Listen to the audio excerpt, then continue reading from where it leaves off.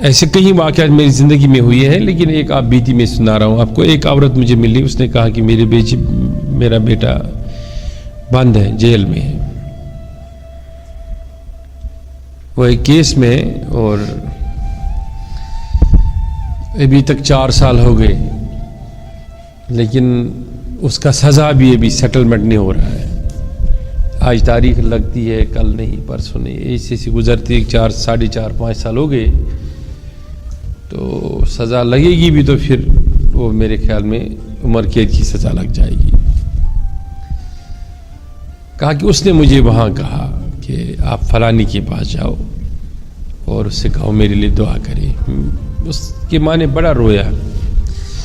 میں نے اس سے کہا کہ میں ایک خط لکھتا ہوں، اس کو دے دینا آپ، اگر وہ یہ کر پائے گا تو بعد میں اللہ تعالیٰ سے اچھی امید ہے کہ اللہ تعالیٰ فضل فرمائے گا۔ اس نے کہا ٹھیک ہے، تو میں نے اس کو خط لکھا۔ خط میں نے لکھا تھا، یہ میں نے استغفار اس پر لکھا، استغفر اللہ تعالی ربی من کل ذنب واتوب الیہ واستغفر توبہ۔ یہ میں تمہیں اپنی زندگی کا ایک سچا واقعہ بتا رہا ہوں۔ تو میں نے اس کو بولا کہ اس کو بولنا دن اور رات میں اس کو 3636 بار پڑھے آپ، 3636 بار۔ اس کا کیا وجہ تھا پڑھنے کا اتنی تعداد میں، وہ میں کبھی آپ کو بولوں گا۔ تو میں نے اس کو بولا لیکن اس تعداد سے کم نہ پڑھیں، اس سے زیادہ جتنا پڑھیں۔ تو اس نے اس کو کہا، پھر 2 مہینے بعد، 15 دن بعد، یا مہینے بعد، یا 1.5 مہینے بعد وہ مجھے ملی، تو اس نے کہا کہ اس قیدی نے کہا، اس کے بیٹے نے کہا کہ میں کبھی کبھی 5-6 ہزار 7 ہزار بھی پڑھتا ہوں۔ تو میں نے بولا اس کو توکل کرو۔ پھر 3 مہینے نہیں گزرے